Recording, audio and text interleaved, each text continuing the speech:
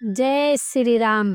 प्रातःकाल भरत ने तीर्थराज में स्नान किया और समाज सहित मुनि को सिर नवाकर और ऋषि की आज्ञा तथा आशीर्वाद को सिर चढ़ाकर दंडवत करके बहुत विनती की। तदंतर रास्ते की पहचान रखने वाले लोगों के साथ सब लोगों को लिए हुए भरत जी चित्रकूट में चित लगाए चले। भरत जी राम सखा गुह के हाथ में हाथ दिए हुए ऐसे जा रहे हैं मानो साक्षात प्रेम ही शरीर धारण किए हुए हो। न तो उनके पैरों में जूते हैं और न सिर पर छाया। उनका प्रेम नियम व्रत और धर्म निष्कपट सच्चा है। वे सखा निषाद राज से लक्ष्मण जी से रामचंद्र जी और सीता जी के रास्ते की बातें पूछते हैं और वह कोमल बाड़ी से कहता है। श्री रामचंद्र जी के ठहरने की जगह और वृक्षों को देखकर उनके हृदय में प्रेम रोके नहीं रुकता। भरत जी की यह दशा देखकर देवता फूल बरसाने लगे। पृथ्वी कोमल हो गई और मार्ग मंगल का मूल बन गया। बादल छाया किए जा रहे हैं। सुख देने वाली सुंदर हवा बह रही है। भरत जी के जाते समय मार्ग जैसा सुखदायक हुआ वैसा श्री रामचंद्र जी को भी नहीं हुआ था।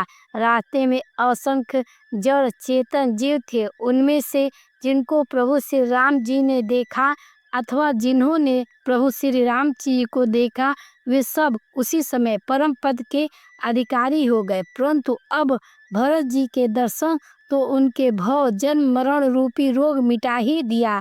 श्री राम दर्शन से तो वे पदम पद के अधिकारी ही हुए थे, परंतु भरत दर्शन से उन्हें परम पद ही प्राप्त हो गया। भरत जी के लिए यह कोई बड़ी बात नहीं है, जिन्हें श्री राम जी स्वयं अपने मन में स्मरण करते रहते हैं। जगत में जो भी मनुष्य एक बार राम कर लेते हैं वे भी तरने तारने वाले हो जाते हैं। फिर भरत जी तो श्री रामचंद्र जी के प्यारे तथा उनके छोटे भाई ठहरे, तब भला उनके लिए मार्ग मंगल सुखदायक कैसे न हो। सिद्ध साधु और श्रेष्ठ मुनि ऐसा कह रहे हैं और भरत जी को देखकर हृदय में हर्ष लाभ करते हैं। भरत जी की इस प्रेम के प्रभाव को देखकर देवराज इंद्र को सोच हो गया कि कहीं इनके लिए प्रेम व श्री रामचंद्र जी लौट न जाए और हमारा बना बनाया काम बिगड़ जाए। संसार भले के लिए भला और बुरे के लिए बुरा। मनुष्य जैसा आप होता है जगत उसे वैसा ही दिखता है। उसने गुरु बृहस्पति देव से कहा, हे प्रभु वही उपाय कीजिए जिसमें श्री रामचंद्र जी और भरत जी की भेंट ही न होने पाए। श्री रामचंद्र जी संकोची और प्रेम के वश हैं और भरत जी प्रेम के समुद्र है। बनी बनाई बात बिगड़ना चाहती है, इसलिए कुछ क्षण ढूंढकर इसका उपाय कीजिए। इंद्र के वचन सुनते ही देव गुरु बृहस्पति जी मुस्कुराए। उन्होंने हजारों नेत्र वाले इंद्र को ज्ञान रूपी नेत्रों से रहित मूर्ख समझा और कहा, हे देवराज, माया के स्वामी श्री रामचंद्र जी के सेवक के साथ कोई माया करता है तो वह उलटकर अपने ही ऊपर आ पड़ती है। उस समय पिछली बार तो श्री रामचंद्र जी का रुख जानकर कुछ किया था, परंतु इस समय कुचाल करने से हानि ही होगी। हे देवराज, श्री रघुनाथ जी का स्वभाव सुनो। वह अपने प्रति किए हुए अपराध से कभी रुष्ट नहीं होते, पर जो कोई उनके भक्त का अपराध करता है वह श्री रामचंद्र जी की क्रोध अग्नि में जल जाता है। लोक और वेद दोनों में इतिहास कथा प्रसिद्ध है। इस महिमा को दुर्वासा जी जानते हैं। सारा जगत श्री राम को जपता है। अवे श्री राम जी जिनको जपते हैं उन भरत जी के समान श्री रामचंद्र जी का प्रेमी कौन होगा। हे देवराज, रघुकुल श्रेष्ठ श्री रामचंद्र जी के भक्त का काम बिगाड़ने की बात मन में भी न लाई। ऐसा करने से लोक में अपयश और परलोक में दुख होगा और शोक का सामान दिनों दिन बढ़ता ही चला जाएगा। हे देवराज, हमारा उपदेश सुनो। श्री रामचंद्र जी को अपना सेवक परम प्रिय, वे अपने सेवक की सेवा को सुख मानते हैं और सेवक के साथ बैर करने से बड़ा भारी बैर मानते हैं। यद्यपि वे सम हैं, उनमें न राग है न द्वेष है और न वे किसी का पाप पुण्य और गुण दोष ही ग्रहण करते हैं। उन्होंने विश्व में कर्म को ही प्रधान रखा है। जो जैसा करता है वह वैसा फल भोगता है, तथापि ये भक्त और अभक्त के हृदय के अनुसार सम और विषम व्यवहार करते हैं। भक्त को प्रेम से गले लगा लेते हैं और अभक्त को मारकर ताड़ देते हैं। गुण रहित, निर्लेप, मान रहित और सदा एक रस भगवान श्री राम भक्त के प्रेम वशी सगुण हुए हैं। श्री रामचंद्र जी सदा अपने सेवकों की रुचि रखते आए हैं। वेद, पुराण, साधु और देवता इसके साक्षी हैं। ऐसा हृदय में जानकर कुटिलता छोड़ दो और भरत जी के चरणों में सुंदर प्रीति करो।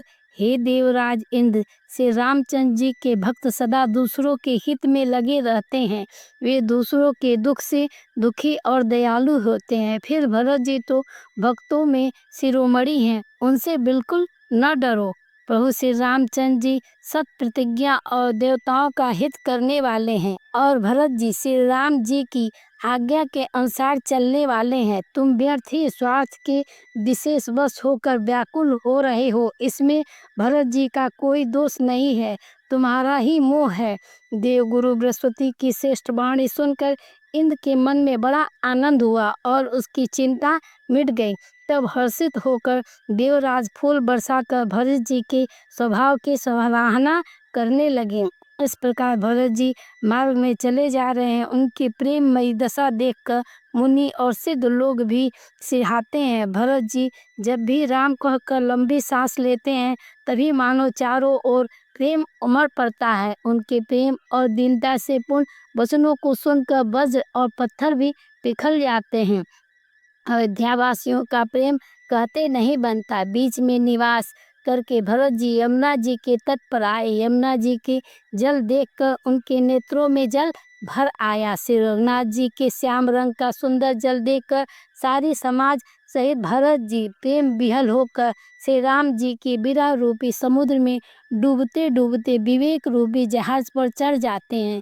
अर्थात यमुना जी का श्यामवर देखकर सब लोग श्यामवर भगवान के प्रेम में विहल हो गए और उन्हें न पाकर विरहवता से पीड़ित हो गए। तब भरत जी को यह ध्यान आया कि जल्दी चलकर उनके साक्षात दर्शन करेंगी। इस विवेक से वे फिर उत्साहित हो गए। उस दिन यमुना जी के किनारे निवास किया। समय अनुसार सबके लिए खान पान आदि की सुंदर व्यवस्था है। निषाद राज का संकेत पाकर रात ही रात घाट घाट की अगणित नावें वहां आ गईं, जिनका वर्णन नहीं किया जा सकता।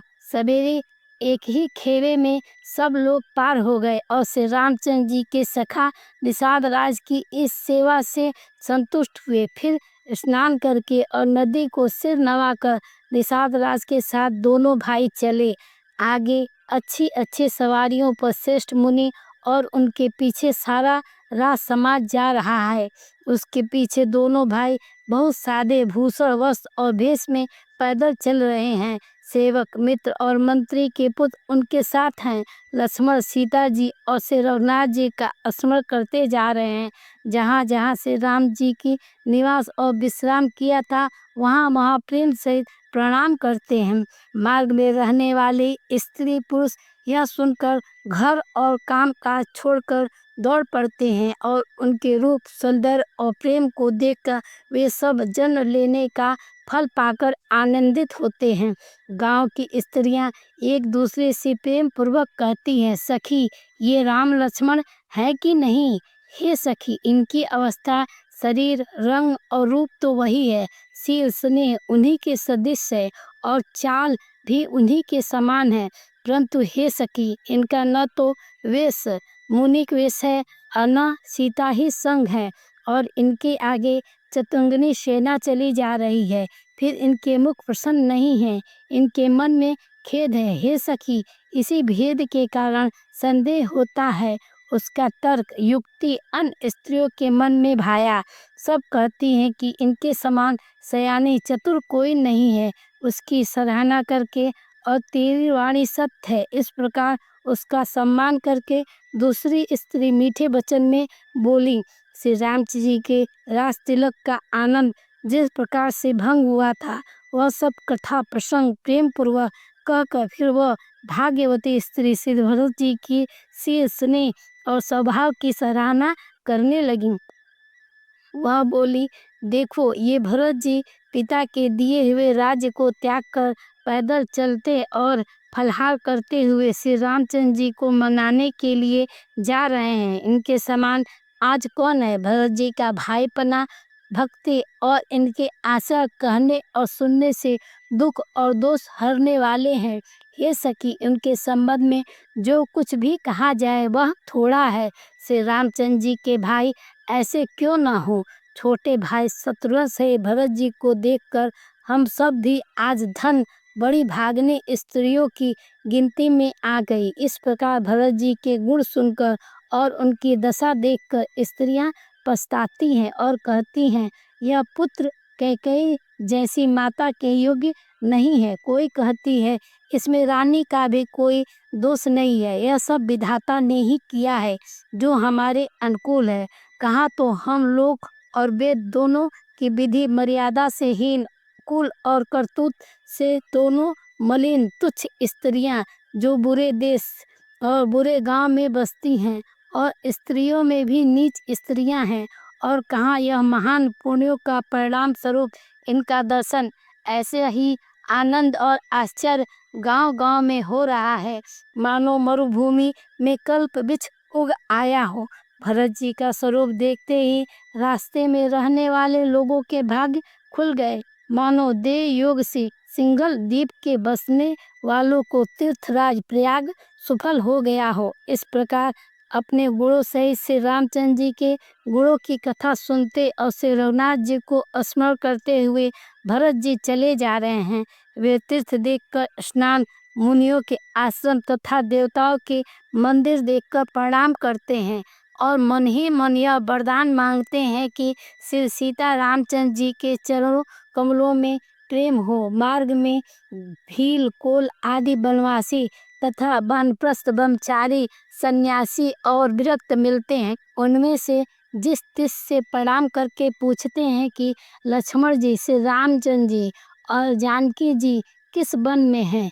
वे प्रभु के सब समाचार कहते हैं और भरत जी को देखकर जन्म का फल पाते हैं। जो लोग कहते हैं कि हमने उनको कुशल पूर्वक देखा है, उनको ये श्री राम लक्ष्मण के समान ही प्यारे मानते हैं। इस प्रकार सबने सुंदर वाणी से पूछते हुए श्री रामचंद्र जी के वनवास की कहानी सुनते जाते हैं। उस दिन वहीं ठहरकर दूसरे दिन प्रातः काल ही श्री रघुनाथ जी का स्मरण करके चले।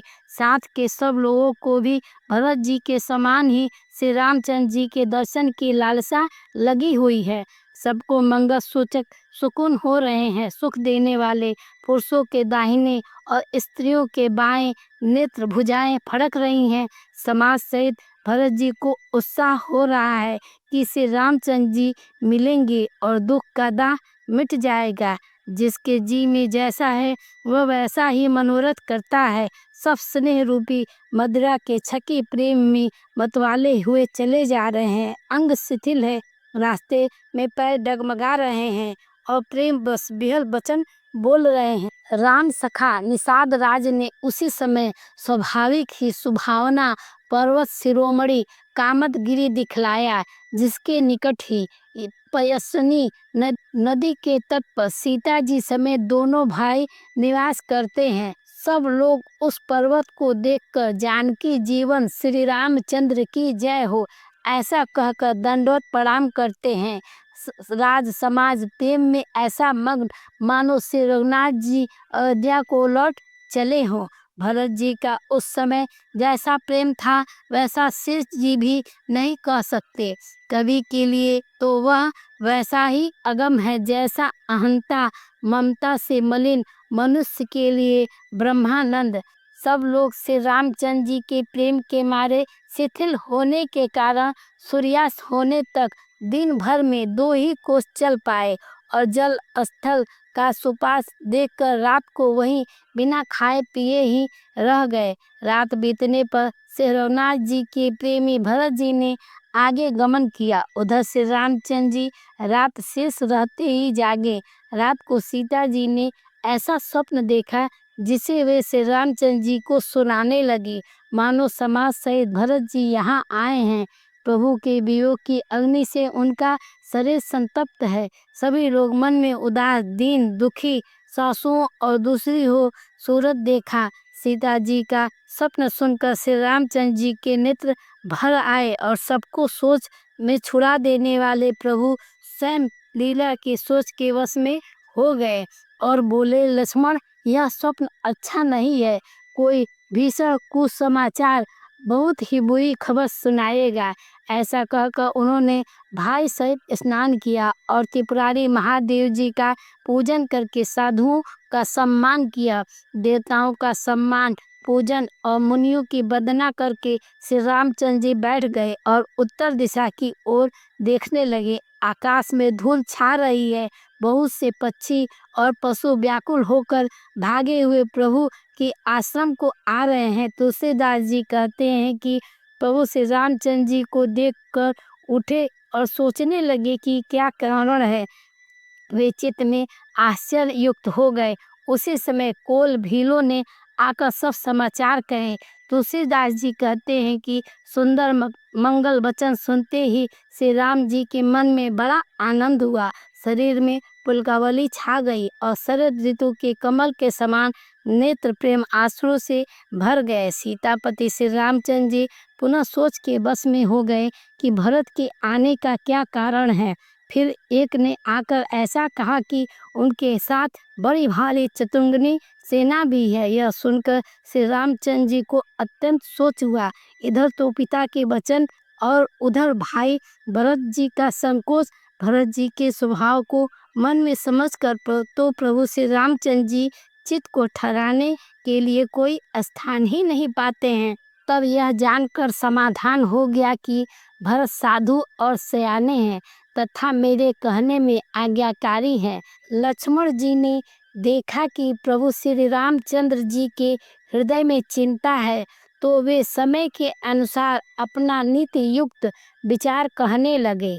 हे स्वामी, आपके बिना ही पूछे मैं कुछ कहता हूँ। एक समय पर ढिठाई करने से ढीठ नहीं समझा जाता, अर्थात आप पूछें तब मैं कहूँ, ऐसा अवसर नहीं है।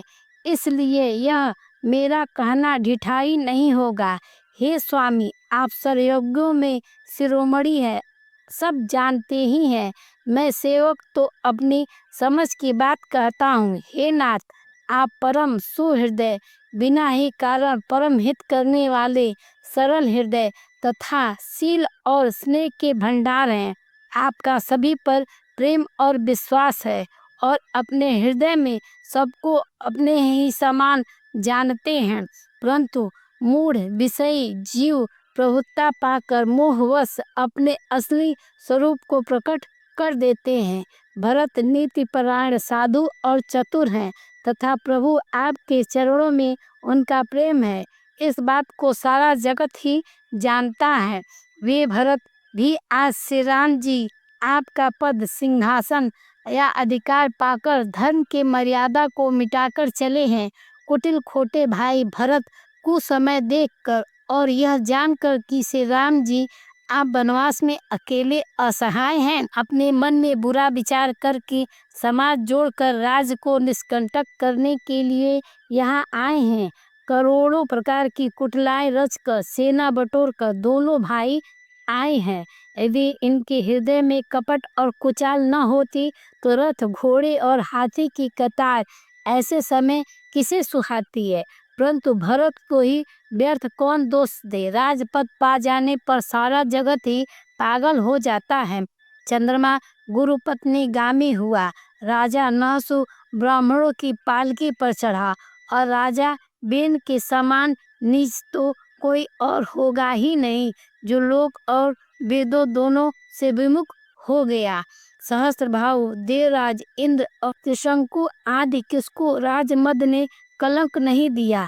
भरत ने यह उपाय उचित ही किया, क्योंकि शत्रु और ऋण को कभी जला और शेष नहीं रखना चाहिए। हाँ, भरत ने एक अच्छी बात नहीं की तो राम जी को असहाय जानकर उनका निरादर किया, पर आज संग्राम में श्री राम जी का क्रोधपूर्ण मुख देखकर यह बात भी उसकी समझ में विशेष रूप से आ जाएगी, अर्थात निरादर का फल भी वे अच्छी तरह पा जाएंगे। इतना कहते ही लक्ष्मण जी नीति रस भूल गए और युद्ध रुस रूपी वृक्ष पुलकावली के बहाने से फूल उठा, अर्थात नीति की बात कहते कहते उनके शरीर में वीर रस छा गया। ये प्रभु श्री रामचंद्र जी के चरणों की वंदना करके चरण रस को सिर पर रखकर सच्चा एवं स्वाभाविक बल कहते हुए बोले, हे नाथ, मेरा कहना अनुचित न मानिए। भरत ने हमें कम नहीं प्रचारा, हमारे साथ कम छेड़छाड़ नहीं की। आखिर कहाँ तक सहा जाए और मन मारे रहा जाए। जब स्वामी हमारे साथ हैं और धनुष हमारे हाथ में है, क्षत्रिय जाति रघुकुल में जन्म, और फिर मैं श्री राम जी आपका अनुगामी सेवक हूँ, यह जगत जानता है। फिर भला कैसे सहा जाए। धूल के समान नीच कौन है, परंतु वह भी लात मारने पर सिर पर चढ़ती है। यूं कहकर लक्ष्मण जी ने उठकर हाथ जोड़कर आज्ञा मानी, मानो वीर रस सोते से जाग उठा हो। सिर पर जटा बांधकर कमर में तरकश कस लिया और धनुष सजकर तथा बाणों को हाथ में लेकर कहा, आज मैं श्री राम का सेवक होने का यश लूं और भरत को संग्राम में शिक्षा दूं। श्री रामचंद्र जी के निरादर का फल पाकर दोनों भाई भरत शत्रुघ्न रणशैया पर सोवे। अच्छा हुआ जो सारा समाज आकर एकत्र हो गया। आज मैं पिछला सब क्रोध प्रकट करूंगा। जैसे सिंह हाथियों के झुंड को कुचल डालता है और बाज जैसे लवे को लपेट ले जाता है, वैसे ही भरत को सेना समेत और छोटे भाई सहित तिरस्कार करके मैदान में पछाड़ूंगा। यदि शंकर जी भी आकर उनकी सहायता करें तो भी मुझे श्री राम जी की सौगंध, मैं उन्हें युद्ध में अवश्य मार ढालूंगा, छोड़ूंगा नहीं। लक्ष्मण जी को अत्यंत क्रोध से तमतमाया हुआ देखकर और उनके प्रामाणिक सौगंध सुनकर सब लोग भयभीत हो जाते हैं और लोकपाल घबरा कर भागना चाहते हैं। सारा जगत भय में डूब गया। तब लक्ष्मण जी की अपार बाहुबली की प्रशंसा करती हुई आकाशवाणी हुई, हे ता, तुम्हारे प्रताप और प्रभाव को कौन कह सकता है और कौन जान सकता है।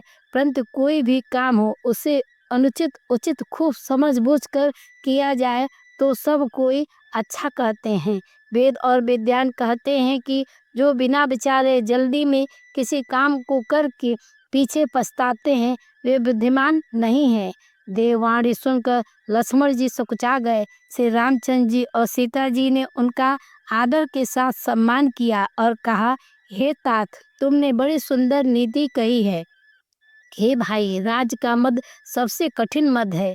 जिन्होंने साधुओं की सभा का सेवन सत्संग नहीं किया, वे भी राजा राजमद रूपी मदिरा का आचमन करते ही मतवाले हो जाते हैं।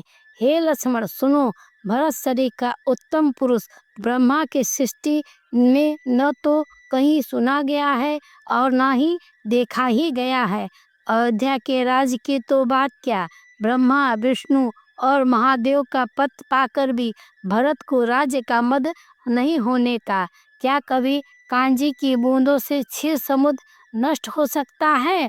अंधकार चाहे तरुण सूर्य को निगल जाए, आकाश चाहे बादल में समाकर मिल जाए, गौ के खुर इतने जल में अवश्य जी डूब जाए और पृथ्वी चाहे अपनी स्वाभाविक क्षमा सहनशीलता छोड़ दे, मच्छरों को फूंक से चाहे सुमेर उड़ जाए, परंतु हे भाई, भरत को राजमद कभी नहीं हो सकता। हे लक्ष्मण, मैं तुम्हारी शपथ और पिताजी की सौगंध खाकर कहता हूँ, भरत के समान पवित्र और उत्तम भाई संसार में नहीं है। हे तात, गुड़ रूपी दूध और अवगुण रूपी जल को मिलाकर विधाता इस दृश्य प्रपंच को रचता है, परंतु भरत ने सूर्यवंश रूपी तालाब में हंस रूप जन्म लेकर गुण और दोष का विभाग कर दिया है, दोनों को अलग अलग कर दिया है। गुण रूपी दूध को ग्रहण कर और अवगुण रूपी जल को त्याग कर भरत ने अपने यश से जगत में उजियाला कर दिया है। भरत जी के गुण शील और स्वभाव कहते कहते श्री रघुनाथ जी प्रेम समुद्र में मग्न हो गए। श्री रामचंद्र जी की वाणी सुनकर और भरत जी पर उनका प्रेम देखकर समस्त देवता उनकी सराहना करने लगे और कहने लगे कि श्री रामचंद्र जी के समान कृपा के धाम प्रभु और कौन है? यदि जगत में भरत का जन्म न होता तो पृथ्वी पर संपूर्ण धर्मों की धुरी को कौन धारण करता? हे रघुनाथ जी, कवि कुल के लिए अगम उनकी कल्पनाएं से अतीत भरत जी के गुणों की कथा आपके सिवा और कौन जान सकता है? लक्ष्मण जी, रामचंद्र जी और सीता जी ने देवताओं की वाणी सुनकर अत्यंत सुख पाया, जो वर्णन नहीं किया जा सकता। यहाँ भरत जी ने सारे समाज के साथ पवित्र मंदाकिनी में स्नान किया है। फिर सबको नदी के समीप ठहरा कर तथा माता, गुरु और मंत्री की आज्ञा मांगकर निषाद राज और शत्रुघ्न के साथ लेकर भरत जी वहां को चले जहाँ श्री सीता जी और श्री रघुनाथ जी थे। भरत जी अपनी माता कैकेयी की करनी को समझकर याद करके सुख जाते हैं और मन में करोड़ों कुतर्क करते हैं। सोचते हैं श्री राम, लक्ष्मण और सीता जी मेरा नाम सुनकर स्थान छोड़कर कहीं दूसरी जगह न उठकर चले जाएं। मुझे माता के मत में मानकर वे जो कुछ भी करे सो थोड़ा है, पर वे भी अपनी ओर समझ अपने विरध और संबंध को देखकर मेरे पापों और अवगुणों को क्षमा करके मेरा आदर ही करेंगे। चाहे मलिन मन जानकर मुझे त्याग दे, चाहे अपना सेवक मानकर मेरा सम्मान करें, कुछ भी करें, मेरे तो श्री रामचंद्र जी की जूतियाँ ही शरण है। श्री रामचंद्र जी तो अच्छे स्वामी हैं, दोस्त तो सब दास का ही है। जगत में यश के पात्र तो चातक और मछली हैं, जो अपने नेम और प्रेम को सदा नया बनाए रखने में निपुण हैं। ऐसा मन में सोचते हुए भरत जी मार्ग में चले जाते हैं। उनके सब अंग संकोच और प्रेम से शिथिल हो रहे हैं। माता की हुई बुराई मानो उन्हें लौटाती है, पर धीरज की धुरी को धारण करने वाले भरत जी भक्ति के बल से चले जाते हैं। जब श्री रघुनाथ जी के स्वभाव को समझते हैं, स्मरण करते हैं, तब मार्ग में उनके पैर जल्दी जल्दी पड़ने लगते हैं। उस समय भरत की दशा कैसी है? जैसे जल के प्रभाव में जल के भौरे की गति होती है। भरत जी का सोच और प्रेम देखकर उस समय निषाद विदेह हो गया, देह की शुद्ध बुद्ध भूल गया, मंगल शकुन होने लगे।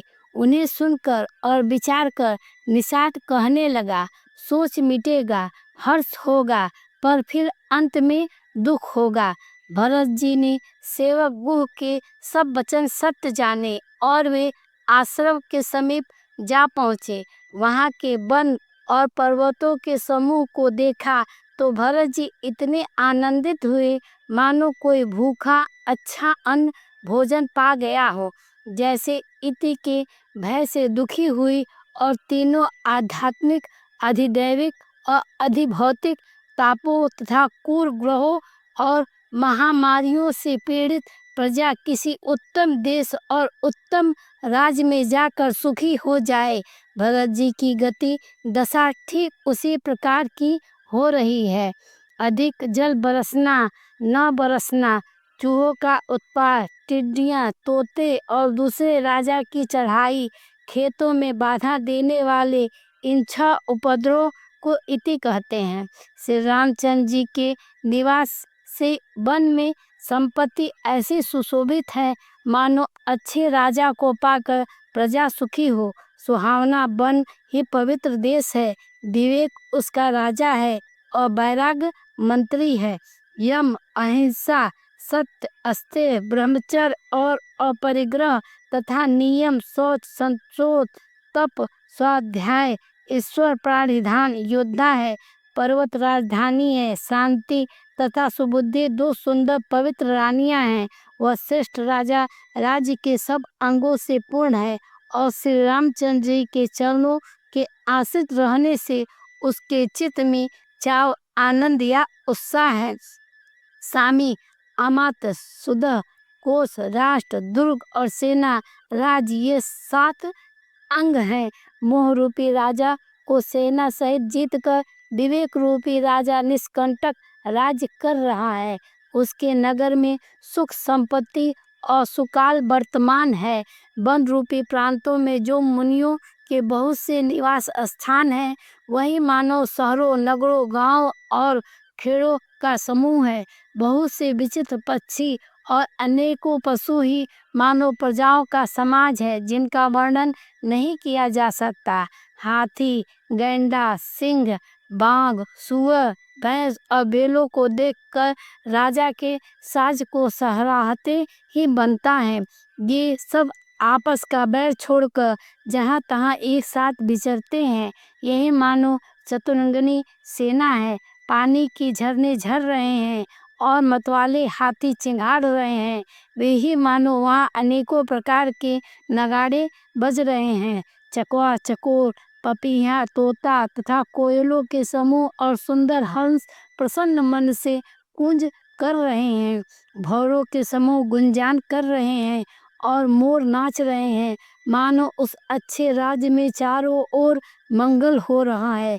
बेल, वृक्ष, तीड़ सब फल और फूलों से युक्त है। सारा समाज आनंद और मंगल का सूचक बना रहा है। श्री रामचंद्र जी के पर्वत की शोभा देखकर भरत जी के हृदय में अत्यंत प्रेम हुआ। जैसे ही तपस्वी नियम की समाप्ति होने पर तपस्या का फल पाकर सुखी होता है। इस प्रकार से 20वां विश्राम हुआ। जय श्री राम, जय श्री राम।